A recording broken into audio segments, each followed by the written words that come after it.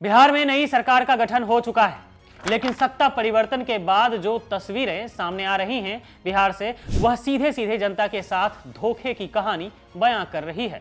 सवाल मोदी और नीतीश कुमार दोनों से ही है। आखिर चुनाव में जो जनता वोटर थी वो अब प्रदर्शनकारी और अतिक्रमणकारी क्यों बन गई? पेश हैं बिहार की वो 3 तस्वीरें जिसने हर एक को झकझोर कर रख दिया है। जानिए मामला। सबसे पहले बात करते हैं महिलाओं के साथ एनडीए ने जो धोखाधड़ी की है।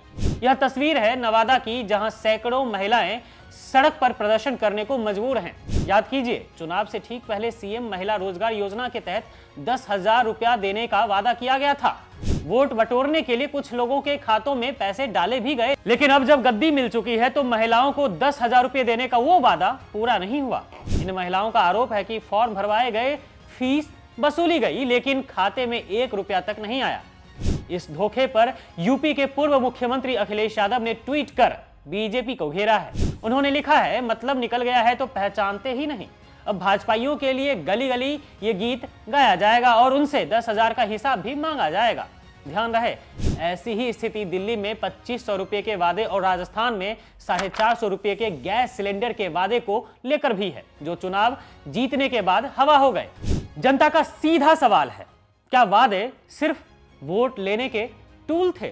अब इस बात पर गौर कीजिएगा कि कैसे चुनाव से पहले लोग वोटर थे, लेकिन अब वही जनता अतिक्रमणकारी हो गई है। जी हाँ, नई सरकार बनते ही इन लोगों को गरीबों की दुकानें अतिक्रमण के रूप में दिखने लगी हैं। चुनाव से पहले यही गरीब वोट बैंक थे, इनके पैरों में पड़ा गया, इन्हें देवता माना गया बीजेपी वालों की तरफ से, लेकिन चुनाव बीतते ही अतिक्रमण के नाम पर इनका सफाया किया जा रहा है। तस्वीरों में साफ दिखता है कि दुकानदारों को सामान हटाने तक का समय नहीं दिया गया। सोचिए, एक बुजुर्ग महिला को अपनी आजीविका चलाने के लिए दुकान लगानी पड़ रही है और सरकार ने उनकी रोजी रोटी छीनने से पहले एक बार भी नहीं सोचा।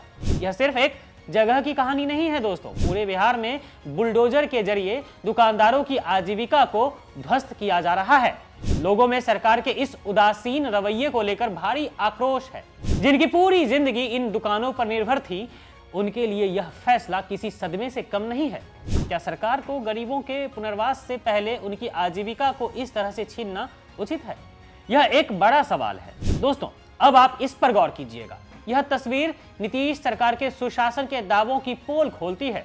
जिस जंगलराज का डर दिखाकर पब्लिक से वोट लिए गए, आज वही जंगलराज खुलेआम दिखाई दे रहा है। यह video deputy CM Vijay Sinha के स्वागत समारोह का है, जहां सरेआम दुनाली चल रही है, दनादन गोलियां बरसाई जा रही हैं और प्रशासन मूक दर्शक बनकर खड़ा है, क्योंकि स्वागत खुद डिप्टी सीएम का हो रहा था ना। दोस्तों, ये गोलियां सिर्फ स्वागत के लिए नहीं चलाई जा रही है, बल्कि हर दलित, पिछड़े और अति पिछड़े को दिखाने के लिए चलाई जा रही है। सवाल सीधा है कि चुनाव तक 6 गोली छाती में का डर दिखाने वाली सरकार अब खुद प्रशासन की मौजूदगी में खुलेआम फायरिंग क्यों करवा रही है?